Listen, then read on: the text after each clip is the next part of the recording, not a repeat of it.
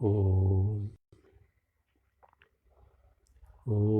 मूकं करोति वाचालं पङ्गुं लङ्घयते गिरिं यत्कृपातमहं वन्दे परिमानन्दमाधवम्।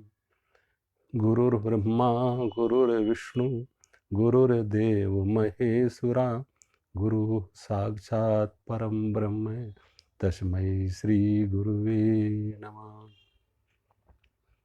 कर्पूरगौरं करुणावतारं संसारसारं भुजगेन्द्रहारं सदा वसन्तं हृदयारविन्दे भवं भवानी सहितं नमामि। सच्चिदानन्दरूपाय विश्वोत्पत्त्यादिहेतवे तापत्रय विनाशाय श्रीकृष्णाय वयं नमः। श्रीकृष्णाय वयं नमः। ओम शांति शांति।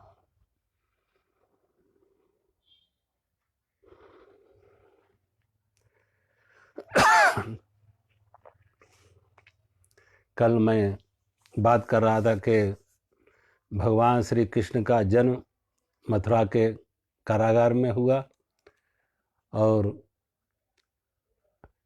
बसदेव जी उसे गोकुल में नंद बाबा यशोदा के यहाँ छोड़ के आते, वहाँ से कन्या लेकर आते हैं और ये कन्या योग माया जब मथुरा कारागार में आती तो कहते हैं फिर बसदेव देवकी के हथकड़ी बेड़ी आ जाती हाथ पैरों में, कारागार के फाटक बंद हो जाते, उनकी सुरक्षा पर रखवाली पर बैठे पहरेदार जाग जाते। कन्या ने रोना शुरू किया तो कंस को खबर की गई कि देवकी ने 8वीं संतान को जन्म दिया है। जब से देवकी ने 8वां गर्भ धारण किया तब से कंस को कहते हैं मन में चैन नहीं, आंखों में नींद नहीं। रात दिन उसके स्वप्न में भी कृष्ण देवकी का 8वां गर्भ मेरी मौत का कारण बनेगा, देवकी का 8वां गर्भ मेरा काल है। तो भयभीत रहता, चिंतित रहता। पहरा और कड़ा कर दिया कि किसी तरीके से देवकी का ये 8वां गर्भ निकल ना पाए। लेकिन परमात्मा की शक्ति के आगे किसकी शक्ति भला काम आती, परमात्मा के सामने किसकी होशियारी चलती। भगवान ने वो सब उपाय किए। भगवान गोकुल चले जाते और योग माया यहाँ आ जाती। कंस हड़बड़ी में दौड़ता हुआ आता, रुक्मिणी की देवकी की गोद से कन्या को छीन लेता। देवकी ने कहा भी भैया ये तो कन्या है, और कन्या तो सब प्रकार से अवध मानी गई, तो कन्या का वध तो न किया जाए। लेकिन वो दुष्ट कंस एक ना माना, एक ना सुना। देवकी की गोद से कन्या को छीन लिया, कन्या के पैर पकड़ के पत्थर की शिला पर पटकता, लेकिन कन्या उसके हाथ से सरक जाती और कंस के सिर पर लात मारती हुई अष्टभुजा देवी बनकर आकाशवाणी करती, अरे दुष्ट कंस, तेरे मारने वाला तो पैदा हो चुका है। कंस ने एक कन्या को मारने का प्रयास किया था, मार ना सका लेकिन प्रयास किया।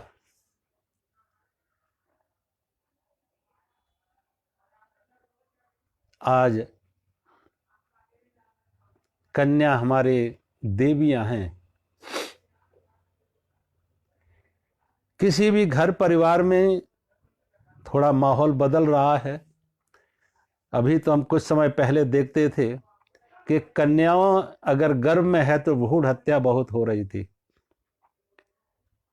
मां के गर्भ में अगर गर्भ आया और बेटी है, टेस्ट कराते बेटी है, कन्या है तो उसकी गर्भपात करा देते, गर्भ में ही हत्या करा देते।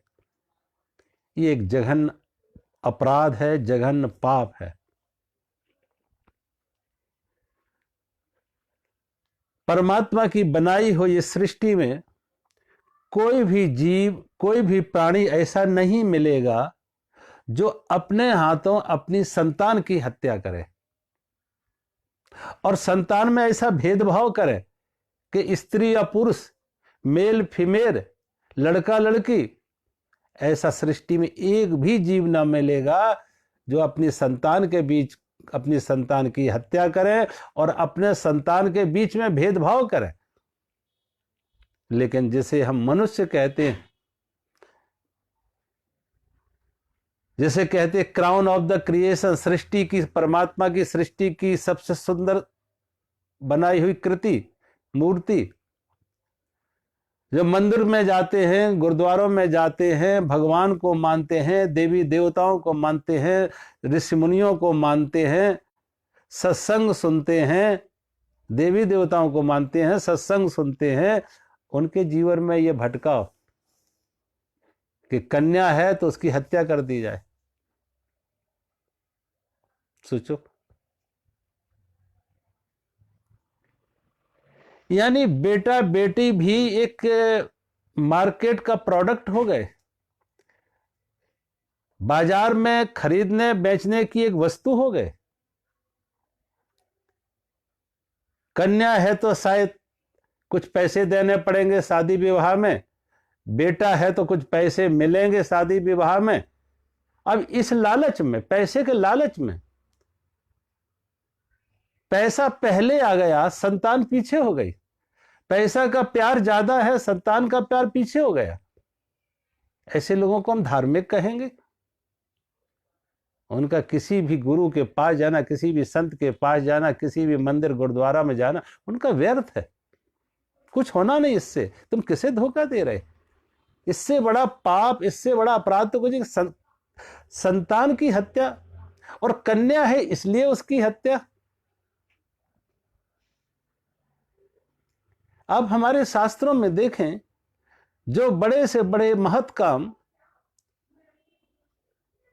पुरुषों से नहीं हुए, देवताओं से नहीं हुए, वो देवियों ने करके दिखाए। असुरों का जब उत्पात बहुत बड़ा,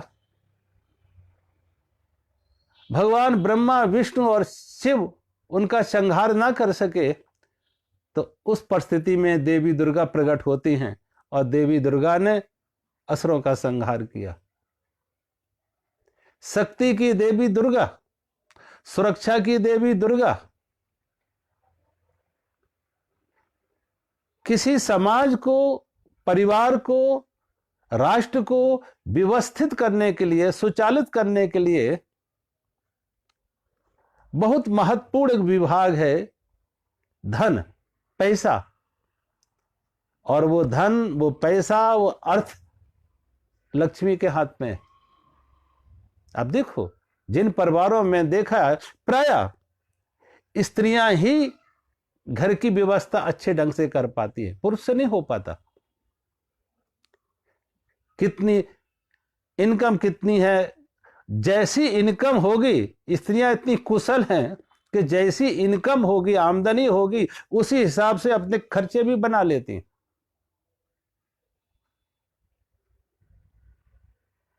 और कहीं कुछ कमी दिखेगी नहीं। परिवार की व्यवस्था ठीक होगी, बच्चों का लालन पालन ठीक होगा, बच्चों की शिक्षा ठीक होगी। स्त्रियों में यह कुशलता है। तो हमारी अर्थव्यवस्था की देवी लक्ष्मी। और ज्ञान, अगर पशु और मनुष्य में कहीं कोई अंतर है, एक ही अंतर है पशु और मनुष्य के बीच में, कि पशुओं के पास ज्ञान की संभावना नहीं है, उनका ज्ञान के पास है। और जिस बुद्धि के विकास से ये सारा का सारा आप वैज्ञानिक चमत्कार देख रहे हैं, भौतिक विकास देख रहे हैं, इसके मूल में क्या था? बुद्धि, ज्ञान। पशु 1000 साल पहले जैसे थे, 10,000 साल जैसे पहले जैसे थे, पशुओं का जीवन आज भी वैसा ही है। 1000 10,000 साल पहले थे, आज भी वैसा ही उनका जीवन है, आज भी वैसी ही उनकी दिनचर्या है। लेकिन मनुष्य सोचो कहां से कहां पहुंचा, विकास के किन शिखरों तक पहुंचा, और उसके पीछे यही तक व्यक्ति मनुष्य बुद्धि संपन्न है और उसका बौद्धिक विकास है, ज्ञान की उसमें प्रधानता है।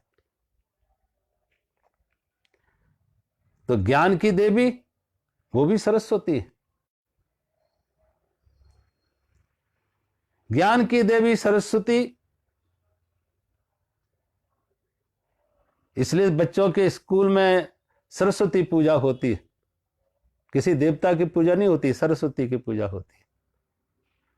ज्ञान की देवी सरस्वती, धन की देवी लक्ष्मी और शक्ति की देवी दुर्गा, ये तीनों काम हमारी देवियों के हाथ में है, माताओं के हाथ में।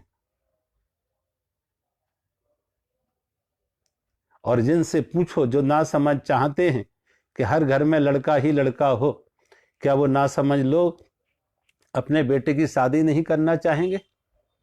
और अपने बेटे की अगर शादी करना चाहेंगे तो शादी तो किसी कन्या से ही होगी, और कन्या के बिना हमने भी, आपने जिसने जन्म लिया है वो मां स्त्री ही थी।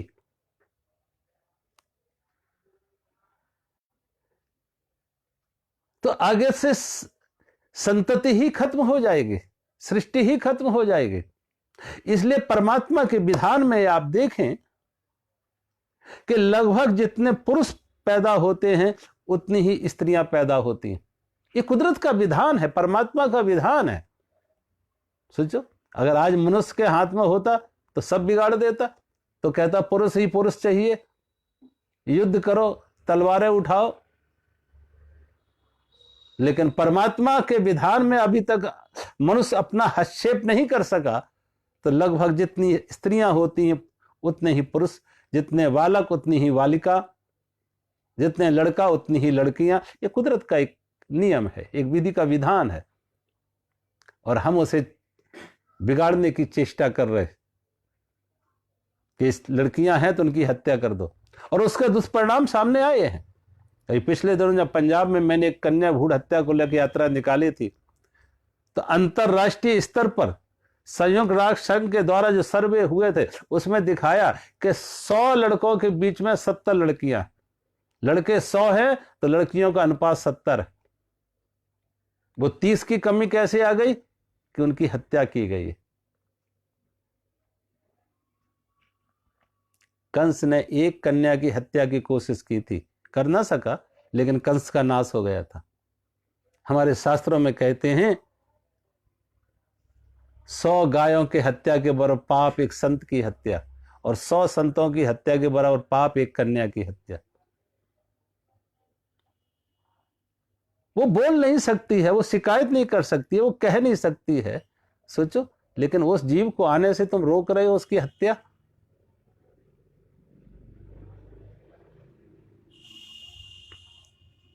लड़का लड़कियों के बीच में ऐसा फर्क नहीं होना चाहिए। ये सृष्टि ज्यादा सुंदर है, ज्यादा सुरक्षित है, ज्यादा व्यवस्थित है, ज्यादा ज्ञानवान है, तो उसका श्रेय स्त्रियों को जाना चाहिए, माताओं को जाना चाहिए। अगर पुरुष ही पुरुष रहे होते तो सोचो शायद ये सृष्टि कब की खत्म हो जाती। संघर्ष ही संघर्ष, युद्ध ही युद्ध, तलवारें ही तलवारें, खून ही खून बहता। इतिहास गवाह है, सारी दुनिया के इतिहास उठा दो, स्त्रियों ने कभी युद्ध नहीं किए। जितने युद्ध हुए हैं वो पुरुषों के द्वारा हुआ, जितना ही रक्तपात हुआ पुरुषों के द्वारा, जितने भी आक्रमणकारी आए हैं, आक्रामक आए हैं, आक्रमणकर्ता, वो सब पुरुष थे। आतताई, आतंकी, वो सब पुरुष थे। स्त्रियों के स्वभाव में करुणा और प्रेम है। स्त्रियों के स्वभाव में ना विनाश नहीं, स्त्रियों के स्वभाव में सुरक्षा है, निर्माण है, विकास है। कल्पना कर सकते हैं कि ऐसा घर, अगर उस घर में कोई स्त्री ना हो, कोई मां ना हो, कोई बहन ना हो, कोई बेटी ना हो, वो घर घर नहीं होगा। घर बनता है, घर बना, और घर बना, घर बसा, घर बसा और घर बसे तो समाज बना, गांव बने, राष्ट्र बने। अगर स्त्री ना होती तो घर ना बनते, गांव ना बनते, समाज राष्ट्र ना बनता। स्त्री में एक ठहराव है। अन्यथा देखो, जो इस तरीके की जातियां आज भी हैं वो घुमक्कड़ लोग, खाना बदोश। लेकिन जहां पे स्त्रियों की संस्कृति आई, स्त्रियों की प्रधानता आई, तो वहां पे घरों में रहना और घरों से गांव बनना, गांव से शहर बनना, राष्ट्र बनना, ये स्त्रियों के कारण से हुआ। किसी तरह से स्त्रियों को छोटा ना समझा जाए, कन्याओं का सम्मान किया जाए। कन्या ने आकाशवाणी की, अरे दुष्ट कंस, योग माया ने आकाशवाणी की, अरे दुष्ट कंस तेरे मारना तो पैदा हो चुका है। कंस ने अपने असुरों को बुलाया और असुरों को बुला के कहा, उन्हें आदेश दिया कि जितने भी नवजात शिशु हैं, जिनकी उम्र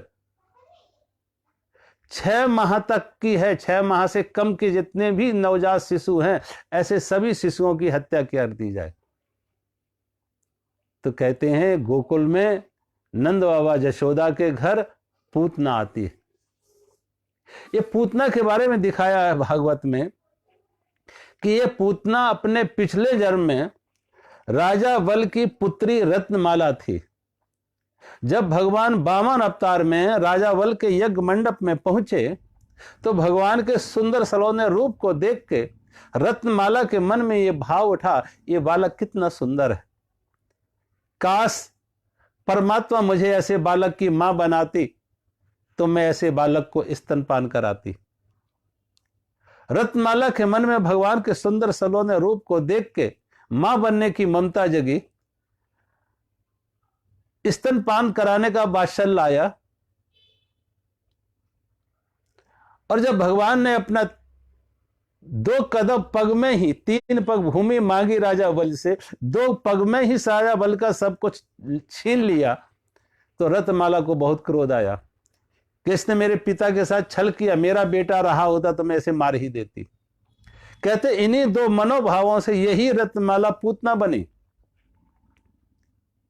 एक तरफ तो भगवान को स्तनपान कराने आती है और दूसरी तरफ अपने स्तनों पर विष लगा के आती है। पूतना ने सुंदर सलोना रूप बना के जसोदा मैया के घर में प्रवेश किया गोकुल में, और जब जसोदा मैया घर में प्रवेश किया, जसोदा मैया को लगा ये बहन हमारे गांव की तो है नहीं, और लगता है कहीं दूर दराज से आई और बड़ी पढ़ी लिखी भद्र महिला दिख रही। इसके रहन सहन से, पहनावे से, बोली भाषा से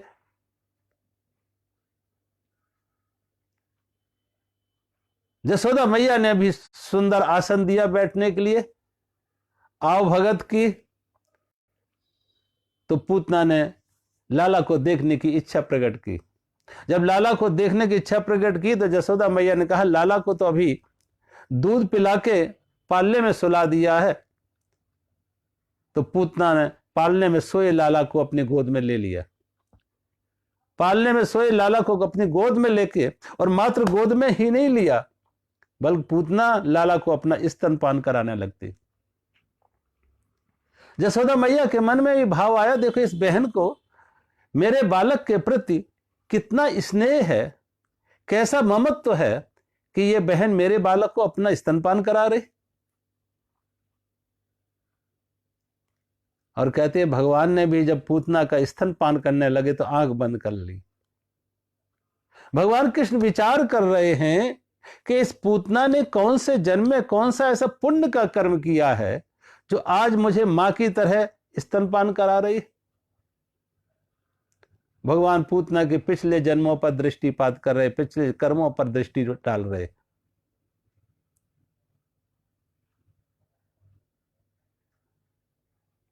कुछ कहते भगवान कृष्ण ने आंख इसलिए बंद कर ली कि भगवान कृष्ण भगवान शिव का आवाहन कर रहे, भोले बाबा हलाहल पान करने का अभ्यास आपको है, कृपया करके आप आए, इस हलाहल विष को आप स्वीकार करें। तो भगवान शिव का आवाहन कर रहे और भगवान पूतना का स्तनपान करते करते पूतना के प्राण भी पीने लगते। जब पूतना के प्राण भी पीने लगते, पूतना बहुत व्याकुल हो जाती और कहते लाला छोड़ो छोड़ो। लाला कहते जिसको मैं अपना बना लेते कभी उसका त्याग नहीं करते। पूतना असुरी वेश में आ जाती है, राक्षसी रूप में आ जाती है, दौड़ रही है भगवान उसके बच्चे स्थल के साथ और गोकुल से बाहर एक बड़े से बाग में जाके गिरती है। उसके गिरने से तमाम वृक्ष धराशायी हो जाते।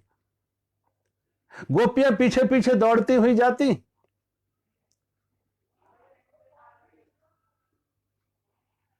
और जहां देखा पूतना का मृतक शरीर पड़ा हुआ है, विशाल का है मृतक शरीर पूतना का, और भगवान उसके वक्ष स्थल पर खेल रहे हैं। गोपी ग्वाल लाला को उठा के जसोदा मैया के पास लाके देते और जसोदा मैया शिकायत कर दे, जसोदा मैया तुम्हें बालक पालना नहीं आता है, किसी भी अपरिचित अनजान को अपना बालक ऐसे दे देती हो। जसोदा मैया भी बड़े भोले भाव से अपने भूल को स्वीकार करती और कहती बहन ये मेरी पहली ही संतान है, मुझे नहीं मालूम बालक कैसे पाले जाते। कहते हैं गोपियों ने लाला की नजर उतारी, भगवान ने पूतना का उद्धार कर दिया। जब कंस को खबर मिली कि पूतना का वध हो गया तो कंस ने पूतना के दूसरे भाई सक्टासुर को भेजा। एक दिन जसोदा मैया ने लाला को स्तनपान करा के एक गाढ़ी के नीचे पालना था, उस पालने में सुला दिया। गाढ़ी के ऊपर मिट्टी के बर्तन रखे हुए हैं, गाढ़ी के नीचे पालना बंधा हुआ है, उस पालने में लाला को सुला दिया। ये सक्टासुर उस गाढ़ी पे आके बैठ जाता और अपना भार बढ़ाने लगता कि इतना भार हम बढ़ाएं कि गाढ़ी टूटे, उसकी धुरी उसकी एक्सिल टूटे और गाढ़ी नीचे गिरे तो पालने में सोए लाला की मौत हो जाए। भगवान उस सक्टासुर के भाव को समझ लेते और पालने में लेटे हुए ऐसी लात मारी कि वो सकट पलट गया, बर्तन भी टूट गए और सक्टासुर का भी वध हो गया।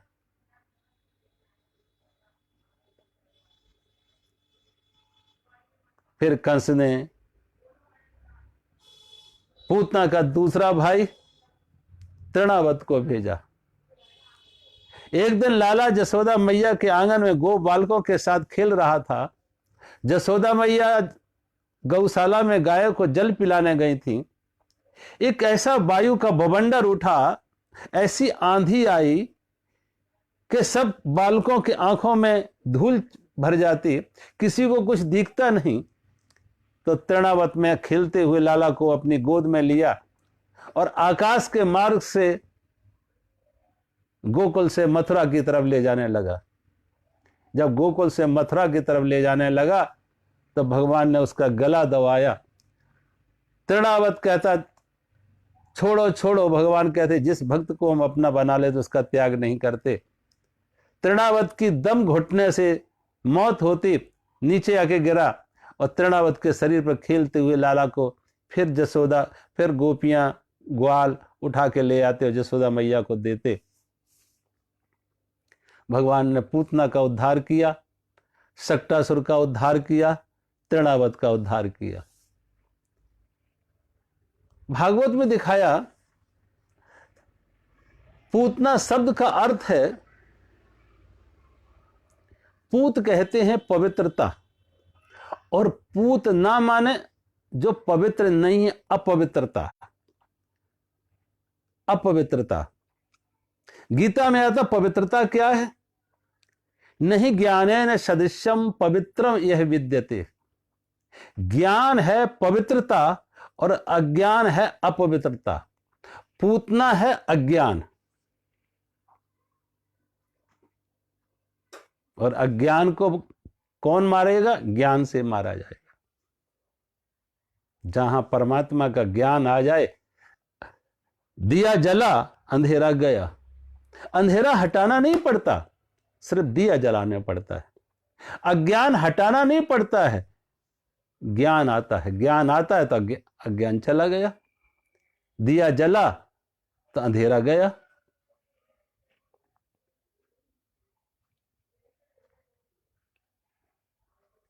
अब ज्ञान क्या है? शास्त्रों में आप देखें ज्ञान क्या है। लगभग कोई पहले दिन से ही, जिस दिन भागवत का महात्म शुरू हुआ था, उस महात्म में भी यही बात दी गई थी कि भक्ति देवी के 2 पुत्र थे, ज्ञान और वैराग्य। भक्ति देवी के 2 पुत्र ज्ञान और वैराग्य जो वृद्ध थे, मूर्छित थे, और भागवत कथा सुन के उनकी मूर्छा टूटी और जवान हो गए। तो भक्ति के साथ ज्ञान और वैराग्य चाहिए। खाली भक्ति काम नहीं आएगी, भक्ति के साथ ज्ञान वैराग्य बहुत जरूरी है। भाव के साथ विवेक भी चाहिए, हृदय के साथ थोड़ी समझ भी चाहिए। और जब ज्ञान शब्द आता है तो ज्ञान से अर्थ कभी ये नहीं पांडित्य नहीं है, ये ध्यान रखना। बहुत लोग समझते ज्ञान मानी पांडित्य, पोथी पढ़ो, वो ज्ञान नहीं है। जो शास्त्रों से मिलता है, पढ़ने से मिलता है, शब्दों से मिलता है, भाषा से मिलता है, वो पांडित्य है। वो बहुत तरह की जानकारी है, सूचनाएं हैं, इंफॉर्मेशंस हैं। उससे तुम्हारी इंफॉर्मेशन बढ़ेगी, सूचनाएं बढ़ेंगी। वो पांडित्य है, वो प्रज्ञा नहीं जगेगी।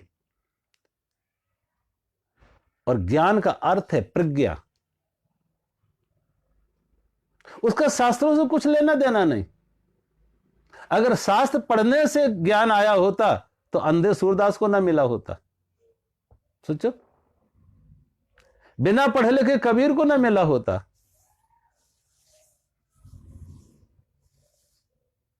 और कितने ऐसे संत हुए जो कभी स्कूल में गए नहीं, पाठशालाओं में गए नहीं, भाषा सीखी नहीं है, लेकिन आत्मज्ञानी। वो ज्ञान शास्त्रों से नहीं, भाषा से नहीं, बाहर नहीं, अंदर का ज्ञान, आत्मज्ञान। आत्मज्ञान को ज्ञान कहा है, वस्तुओं का ज्ञान नहीं। आज विज्ञान ने बहुत सारा वस्तुओं का ज्ञान दे दिया। आप देख लो, आज के समय आप कंप्यूटर खोलो, गूगल पे चले जाओ, जो चाहो से इंफॉर्मेशन ले लो, वहां से जिस तरह की जानकारी लेना हो ले लो। सूर्य चांदों की जानकारी ले लो, पृथ्वी की जानकारी ले लो, वृक्षों की जानकारी ले लो, सागर की सारी दुनिया की कोई भी जानकारी लेना गूगल में मिल जाएगी। लेकिन गूगल आत्मज्ञान नहीं दे पाएगा।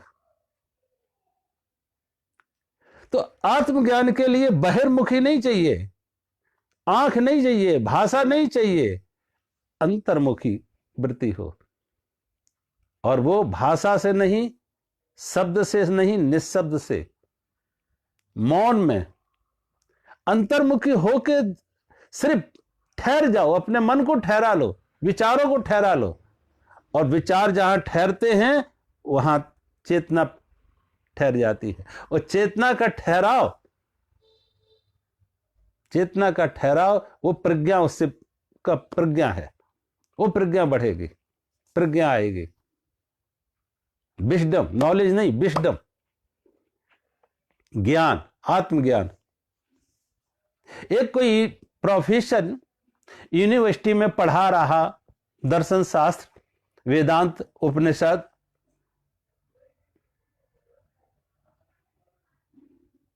तो जब वो आत्मज्ञान की बात करता तो लोग सुनते उसकी बात, विद्यार्थी सुनते उसकी बात, बड़ी तर्कयुक्त लगती हर बात।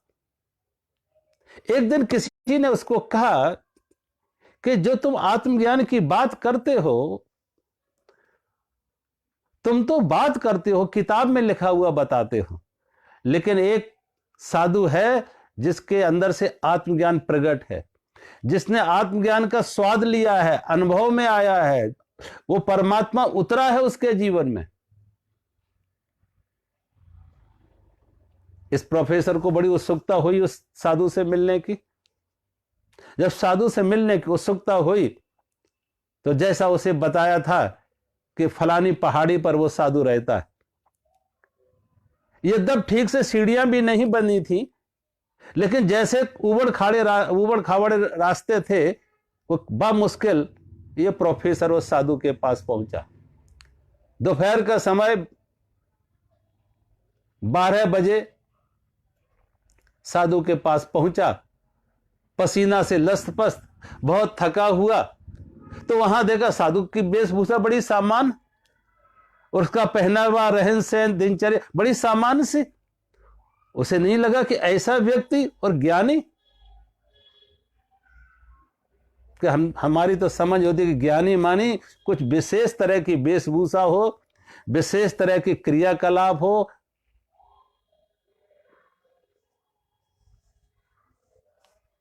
एक बार कहते हैं जापान का एक सम्राट अपने वजीर से पूछा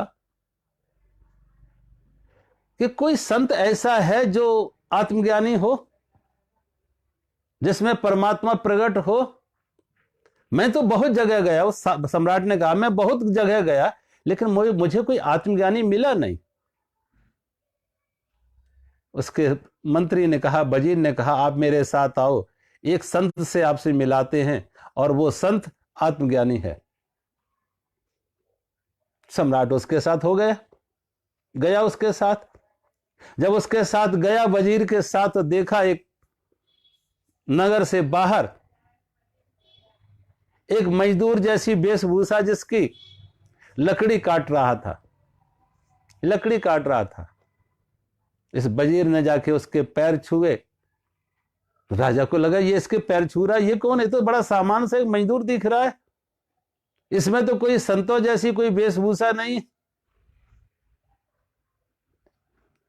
उसके पास बैठे राजा ने पैर न छुए, दूर से नमस्कार कर लिया, बैठ गया। और वो था फकीर बोकाजू, जैन फकीर था बोकाजू। उससे पूछा, पहले तो उसे यही हैरानी, ये तो लकड़ी काट रहा मजदूरों की तरह।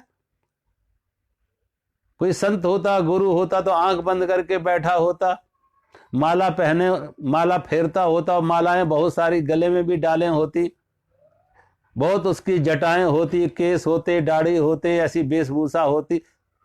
लेकिन वो कुछ नहीं, बिल्कुल सामान्य सा व्यक्ति, सामान्य सी दिनचर्या, सामान्य सी वेशभूषा। उसके पास बैठा और उससे पूछा, तुम्हारे जीवन की क्या साधना है? कहते उस बोकाजू ने कहा, मेरी कोई साधना नहीं। फिर कि जब मुझे भूख लगती है तो खा लेते हैं, और जब नींद लगती है तो सो जाते हैं।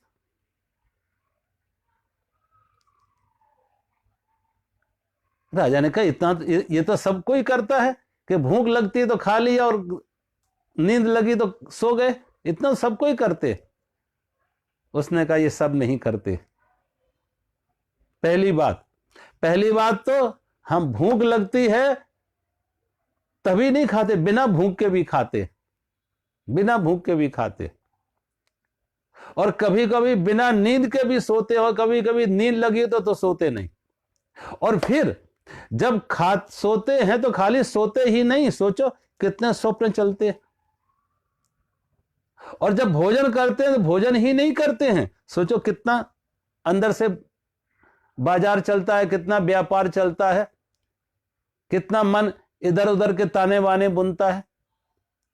खाने का तो होश भी नहीं, खाने की क्रिया होती है, एक बेहोशी में खाने की क्रिया तो हो रही, लेकिन अंदर कोई और व्यापार चल रहा है, अंदर कोई और विचारों की उथल पुथल है। खाते समय हम पूरी तरह होश में नहीं होते हैं, खाने में, सोते समय भी सोते कम है, स्वप्नों में ज्यादा उलझे होते हैं। वहां भी एक संसार, स्वप्न का संसार। और बोकाजू कहता, मेरी ये साधना है।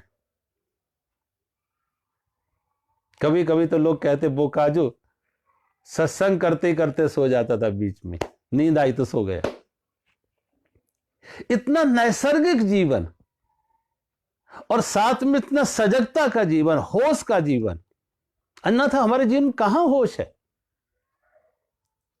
इतना नैसर्गिक जीवन हो, होश का जीवन हो, सजगता का जीवन हो, और जो जो भी क्रिया हो वो पूरी होश में हो, 100% उसमें होश बना रहे। अन्यथा करते कुछ और है, मन कहीं और होता है, हाथ कुछ और करते हैं।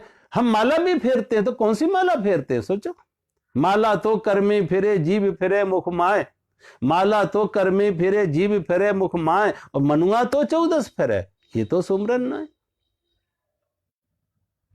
अगर मन चारों दिशाओं में घूम रहा है तो ये सुमरन नहीं है। माला कितनी ही माला चलते रहो, और माला फेरे तो जुग गया।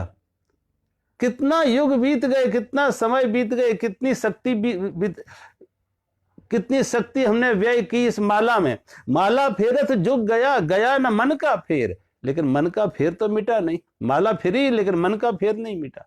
माला फेरत जुग गया, गया ना मन, फिर गया ना मन का फेर, कर का मन का डार के, मन का। हाथ की माला छूटे तो छूट जाए, यहां संभाल लो, यहां होश जगा लो, मन में होश जगा लो। जो कुछ करो 100% हमारी सजगता, होश उस काम में हो। बुकाजो ने कहा, मैं जो करता पूरा होश उसमें होता। लकड़ी काटता तो लकड़ी काटता, चलता हूं तो चलता हूं, भोजन करता तो भोजन करता, बात करता तो बात करता, सुनता तो सुनता। 100% अपनी सजगता, अपनी चेतना, अपना होश, अपनी अटेंशन उसमें हम लगा देते। और ऐसी होश आ जाए, ऐसी सजगता आ जाए जीवन में, और साधना क्या होगी? ये प्रोफेसर पहुंचा है साधु के पास, उसकी वेशभूषा बड़ी सामान्य सी, और उसके पास जाके प्रश्नों की झड़ी लगा दी, बताओ परमात्मा को कैसे पाया, क्या है परमात्मा को पाने की विधि, क्या है उपाय, क्या है साधना? साधु मुस्कुराया, अरे भाई इतने थके हुए हो, पसीने से लथपथ हो, ऐसी क्या जल्दबाजी उस परमात्मा को जानने की? जरा बैठो, विश्राम करो, थके हुए हो, मैं तुम्हारे लिए चाय बना के ला रहा, और हो सकता है चाय पीते पीते तुम्हें तुम्हारे प्रश्नों का उत्तर मिल जाए। उसको लगा इसके पास कहीं कुछ उत्तर है नहीं। ऐसा सामान्य सा व्यक्ति क्या उत्तर देगा ऐसे गूढ़ प्रश्नों का?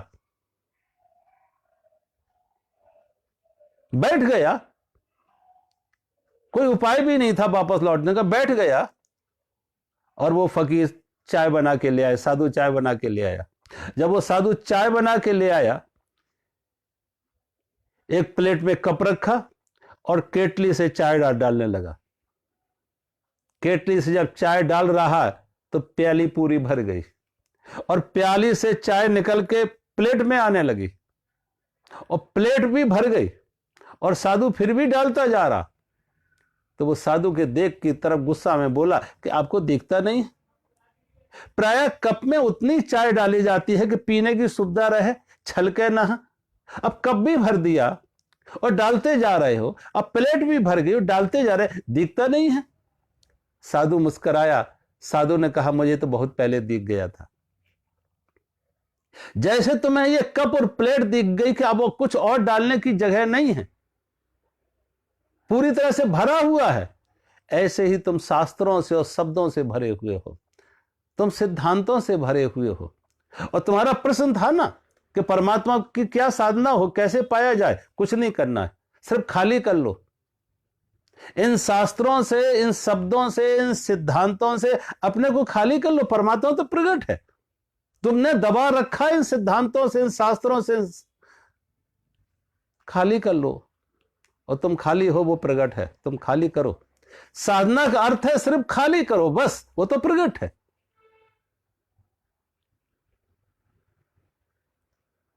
इन शास्त्रों से पांडित्य पैदा होगा, पांडित्य आएगा, प्रज्ञा नहीं जगेगी। तो पांडित्य नहीं चाहिए, प्रज्ञा जगानी है, और मौन में होगी, निशब्द में होगी, निर्विचार में होगी। सिर्फ खाली कर लो। स्वामी दयानंद सरस्वती अपने गुरु स्वामी ब्रजानंद सरस्वती के पास जाते, जब मथुरा में उनके पास ब्रजानंद सरस्वती के पास जाते, दरवाजा खटखटाया तो वो अंदर से प्रज्ञाचक्षु थे। सोचो, वो भी प्रज्ञाचक्षु थे, नेत्र नहीं थे उनको। जब नेत्र नहीं थे, प्रज्ञाचक्षु थे, तो उन्होंने अंदर से आवाज लगाई, कौन? तो अपने बताया, मैं दयानंद। किस लिए आए? आपसे ज्ञान के लिए आए, आपसे ज्ञान पाने के लिए आए। तो क्या क्या पढ़ के आए? बता दिए, मैंने तर्क पढ़ा, व्याकरण पढ़ा, न्याय पढ़ा, वेदांत पढ़ा, मीमांसा पढ़ी, तमाम शास्त्र गिना दिए और सब सिर पर रख के ग्रंथ लाए हैं। ब्रजानंद सरस्वती ने अंदर से ही आवाज लगाई, जाओ पहले ये सारा का सारा कूड़ा कचरा जमुना में फेंक कर आओ, ये सारा बोझ उतार कर आओ, हल्के होके आओ मेरे पास। दयानंद सरस्वती ने उनकी बात मानी, सारे पोथियां जमुना में फेंक के आए, हल्के हो गए, निर्भर हो गए, शास्त्रों से मुक्त हो गए। और तब गुरु ब्रजानंद सरस्वती के पास आए और गुरु के साथ उनका एक संवाद हो गया। ये संवाद मौन से होगा, शास्त्रों से नहीं होगा, भाषा से नहीं होगा। और वो परमात्मा मौन में प्रकट होगा, निशब्द में प्रकट होगा, निर्विचार में प्रकट होगा। सिर्फ ये धूल हटाओ। आज हम ज्ञान के नाम से तमाम शास्त्र इकट्ठे कर लेते हैं और लिखते हैं लोग। बड़े बड़े महात्माओं के साथ हमने देखा, तर्काचार, व्याकरणाचार, न्यायाचार, पता नहीं कितने तरह के आचार उन्होंने लिखा रखे। ये सब अहंकार के पोषण है और कुछ नहीं है। ये सब अहंकार की खुराक है। अहंकार को बल देने के लिए हमने ये भी पढ़ा है, हमने ये भी पढ़ा है, हमने ये भी पढ़ा। ऐसे पंडितों को अगर कोई परमात्मा भी मिल जाए तो परमात्मा से भी पूछे कितने शास्त्र पढ़े हैं, कौन सा सर्टिफिकेट है, किसमें पीएचडी की है।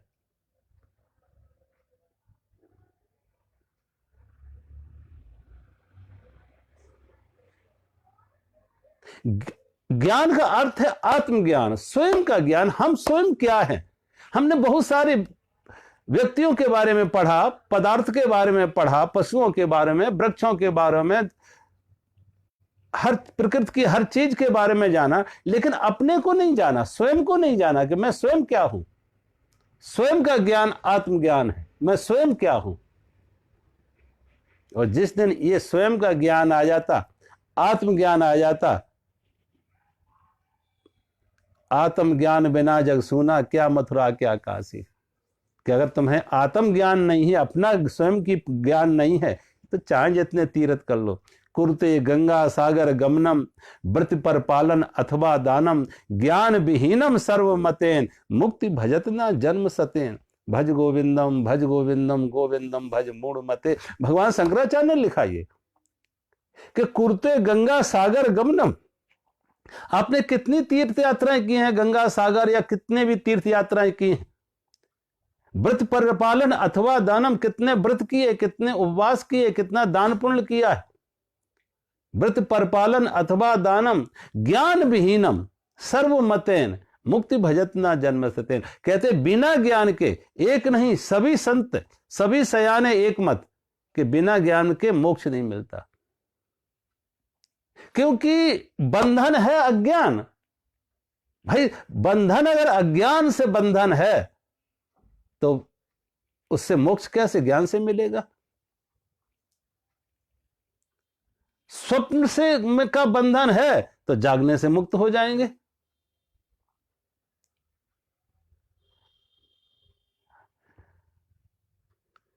अज्ञान का विरोधी ज्ञान है, वो अज्ञान से बंधन है। अंधकार का विरोधी प्रकाश है, तो प्रकाश से अंधेरा चला जाएगा, ज्ञान से अज्ञान चला जाएगा। और अज्ञान का बंधन है, बंधन कहीं है नहीं, लेकिन अज्ञानता बस। जैसे स्वप्न में हम भिखारी हो गए, स्वप्न में हम किसी ने हम पर आक्रमण किया, शरीर पर घाव हो गए, कोई जंगल में शेर चीता ने आक्रमण किया, शरीर पर घाव हो गए, दर्द बहुत है, आंख खुली तो कोई शेर चीता नहीं, कोई जंगल नहीं, कोई घाव नहीं, मुक्त हो गए। तो वो मुक्त कैसे हुए? जागने पर। और वो बंधन क्या था? स्वप्न। कोई वास्तविक बंधन नहीं थे, वास्तविक शेर नहीं था, वास्तविक कोई घाव नहीं थे। आंख खुली, आंख खुली तो मुक्त हो गए, जागे तो मुक्त हो गए। ऐसे ही एक स्वप्न में हम, जैसे सोने का स्वप्न है, ऐसी एक जागृत में एक स्वप्न है। इस स्वप्न में हम पड़े हुए, ये मेरा, ये मेरा, ये मेरा, ये मेरा, ये मेरे तेरे का, ये एक स्वप्न है। और जिस दिन ज्ञान आता है, होश आता है, उसे देखते हैं ना कुछ मेरा है ना कुछ तेरा है, ना कुछ लेके आए थे ना कुछ लेके जाएंगे। बिना ज्ञान के दुखों से छुटकारा नहीं होता, मोक्ष नहीं होता। पूतना है अज्ञान, और जब पूतना अज्ञान है तो एक बात और होती है कि पूतना का भाई क्या है फिर? अज्ञान का मतलब सुख हमसे बाहर है। अज्ञान का मतलब है कि सुख हमसे बाहर है, व्यक्तियों में है, वस्तुओं में है। सुख हमसे बाहर है तो कामना बनेगी मार्ग वहां वस्तु और व्यक्ति तक पहुंचने के लिए। कामना कब पैदा हुई? अज्ञान से। अज्ञान किस बात का? कि सुख हमसे बाहर है, व्यक्ति में सुख है, वस्तु में सुख है, तो वो हमें मिलनी चाहिए। वो वस्तु मिल जाए, वो व्यक्ति मिल जाए, वो धन मिल जाए, वो मान मिल जाए, वो पद मिल जाए, वो प्रतिष्ठा मिल जाए, वो मुझे मिलेगी तो सुख मिलेगा। ये हमारा निर्णय है कि सुख हमसे बाहर है। तो फिर कामना पैदा होगी उससे, और कामना के साथ फिर क्रिया शुरू होगी, व्यवहार शुरू होगा, उसको पाने की चेष्टा होगी। जिस दिन ये समझ में आ गई कि वो उधर नहीं है, वो तो इधर है, सुख तो इधर है, शांति तो इधर है, अपनी निजता अपने अंदर, उस दिन तुम्हारे सारे प्रयास झूठे हो जाएंगे, कामना तिरोहित हो जाएगी। फिर भागने से नहीं, जागने से, श्रम से नहीं, विश्राम से, और फिर कोई समय नहीं। ये नहीं लगा कितना समय लगाएं, कितनी शक्ति, ना कोई समय की बात ना कोई शक्ति की बात।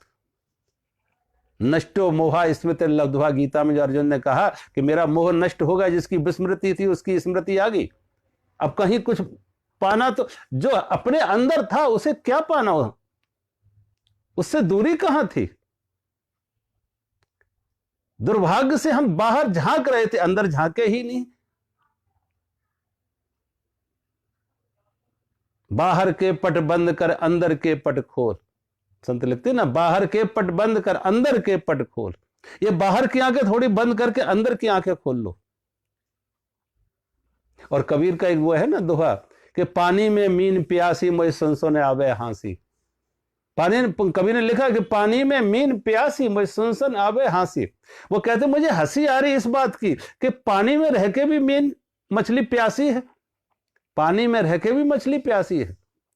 और जो जीव विज्ञानी हैं वो कहते हैं कि पानी में रह के भी मछली प्यासी होती है। ये सच्चाई है कि पानी में रह के भी मछली प्यासी होती है। क्यों? मछली की आकृति ऐसी होती है कि उसके मुंह में पानी ऐसे नहीं जाता, जब पलटती है तो मुंह में पानी जाता। तो जब तक वो पलटेगी नहीं, प्यास नहीं बुझेगी। ऐसे ही जैसे मछली जल में रह के प्यासी है, ऐसे ही हम परमात्मा के बीच में हैं। जैसे मछली जल में चारों तरफ से है, जल से अलग नहीं, जल में पैदा हुई, जल में है, जल में ही कल उसकी मौत होगी, जल से अलग होने का कोई उपाय नहीं। ऐसे ही हम परमात्मा में सदा से हैं, परमात्मा से अलग होने का कोई उपाय नहीं। लेकिन फिर भी हम परमात्मा के लिए प्यासे हैं, फिर भी परमात्मा की तड़प है, फिर भी परमात्मा के लिए प्यासे हैं। क्यों प्यासे हैं? क्योंकि पलटे नहीं है, अब पलटना है।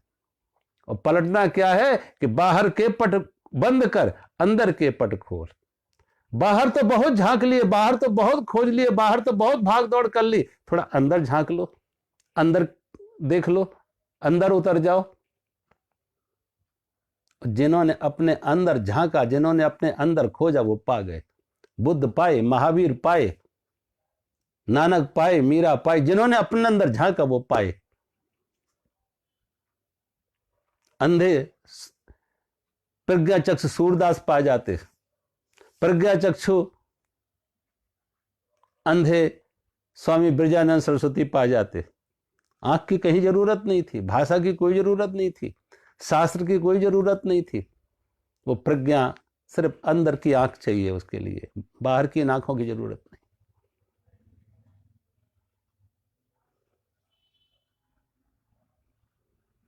जब पूतना का भाई है सक्टासुर, और जब सक्टासुर क्या है, अज्ञान है, तो संग्रह की वृत्ति है, और इकट्ठा करो और इकट्ठा करो और इकट्ठा करो, और तुम खूब इकट्ठा करते जाओगे। जितना इकट्ठा करते जाओगे एक दिन भगवान ऐसी लात मारेगी सब गाड़ी पलट जाएगी। हमारी सारी चेष्टा इसी में, संग्रह करो, इकट्ठा करो, इकट्ठा करो, संग्रह करो और संग्रह करो, और संग्रह की कोई सीमा नहीं, कितना संग्रह करो। एक राजा के पास बहुत दौलत, राजा ने अपने मंत्री से पूछा, जरा हिसाब लगा के बताओ कि मेरे खजाने में कितनी दौलत है कि हमारी आगे आने वाली संतानें बिल्कुल काम ना करें तो भी उन्हें भोजन, वस्त्र और आवास की सुविधा ना हो। मंत्री ने हिसाब लगाया, और मंत्री ने हिसाब लगा के बताया बादशाह को, राजा को, कि महाराज आपके खजाने में इतनी दौलत है, इतना पैसा है कि 1-2 पीढ़ी नहीं, 9 पीढ़ी तक कुछ ना करे। 9 पीढ़ियों तक, अप टू 9th जनरेशन, 9 पीढ़ियों तक कुछ ना करे, खाएं सोएं और कुछ करने की जरूरत नहीं है, तो उन्हें भोजन, वस्त्र और आवास की असुविधा नहीं रहेगी 9 पीढ़ियों तक। जब कहा 9 पीढ़ी तक बहुत कुछ है, तो राजा चिंता करने लगा 10वीं पीढ़ी का क्या होगा, 10वीं पीढ़ी का कैसे गुजारा होगा। अब इतनी शक्ति नहीं है कि और युद्ध करे और राज्य का विस्तार करे और खजाने लूटे, मारकाट करे, इतनी शक्ति नहीं है। कभी कभी आप देखो वृद्धावस्था में लोगों को चिंता ज्यादा आती है। चिंता किस बात की? जवानी से ज्यादा वृद्धावस्था में चिंता होती। किस बात की? कि अंदर से कामना तो बहुत है कि अब ये भी करें, ये भी करें, लेकिन शक्ति शरीर साथ नहीं दे रहा, शक्ति का अभाव हो रहा, शरीर कमजोर पड़ रहा। तो शरीर तो कमजोर पड़ा, शरीर में तो शिथिलता आई, लेकिन मन में शिथिलता नहीं आई, मन की कामनाएं नहीं छूटी। तो परिणाम क्या हुआ था कि शरीर में शिथिलता आ गई और मन में शिथिलता आई नहीं, तो मन में चिंता आने लगती, मन अशांत रहता।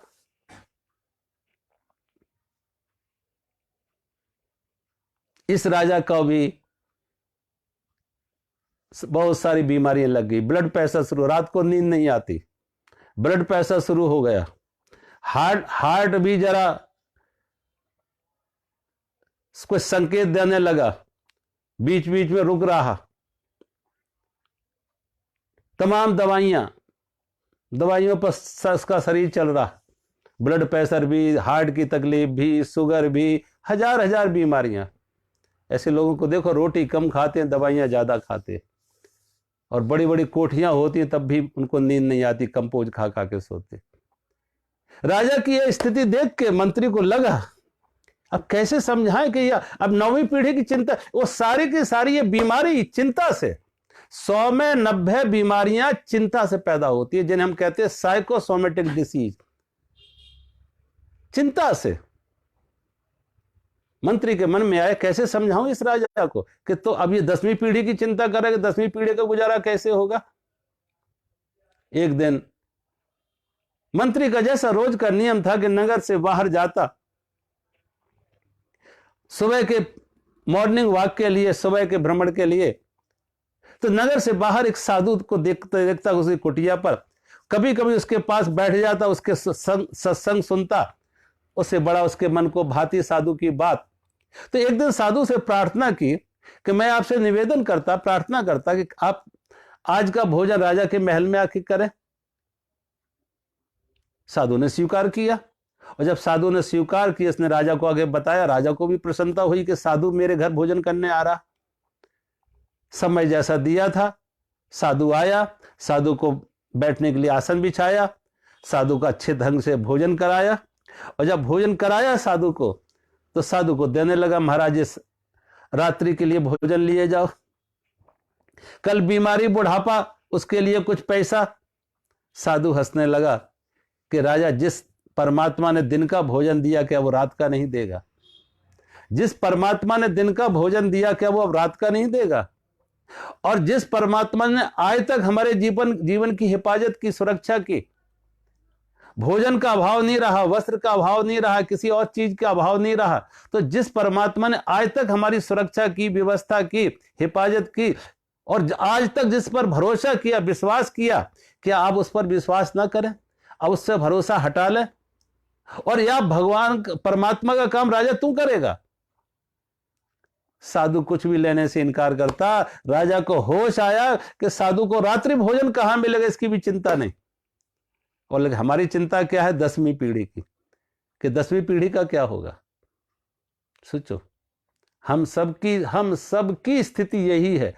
आज सब कुछ ठीक है और हमारे बुढ़ापे तक भी हमारा ठीक है, कल हमारे बेटों का क्या होगा? और बेटों का क्या होगा? उनकी व्यवस्था कैसे होगी? इकट्ठा करो और इकट्ठा करो, एक पीढ़ी नहीं, 10-10 पीढ़ी तक का इकट्ठा करो। और जहां ऐसी संग्रह वृत्ति होती है, तो बताइए ना, मैंने बहुत लोगों को देखा है, जहां माँ बाप की ऐसी संग्रह की वृत्ति है, उनके घर में संतान भी वैसी नालायक आती है कि वो पैसा भी जाएगा और बुराइयों में जाएगा, वो शराबी निकल जाएंगे, वो जुआरी निकल जाएंगे।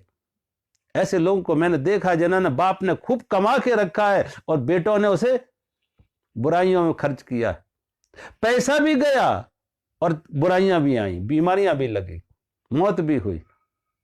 कोई शराब पी पी के मर गए, कोई और तरह की व्यसनों में जाके इनकी मौतें हो गई, क्योंकि वो पैसा आया, और वो पैसा गलत ढंग से आया। बहुत बार श्रम से नहीं आया, मेहनत से नहीं आया, गलत ढंग से। क्योंकि जब पैसे का लालच है आदमी के मन में, तो कैसे भी आए, बाई हुक और बाई क्रुक, कैसे भी आए, झूठ से, प्रपंच से, धोखा से, हत्या से, मौत से, डकैती से, कैसे भी पैसा आए, वो पैसा तो आ जाएगा। अगर तुम पागल हुए, जितने पागल होंगे उनके पास ज्यादा होगा। अगर पागल हुए, पैसा आ जाएगा, लेकिन वो पैसा दुख देके जाएगा और दुख देके जाएगा। क्योंकि वो खाली पैसा नहीं आया, दूसरों की बद्दुआएं भी साथ में आई, वो बद्दुआएं भी आई हैं। तो जहां अज्ञान होगा, पूतना होगी। पूतना का भाई क्या है?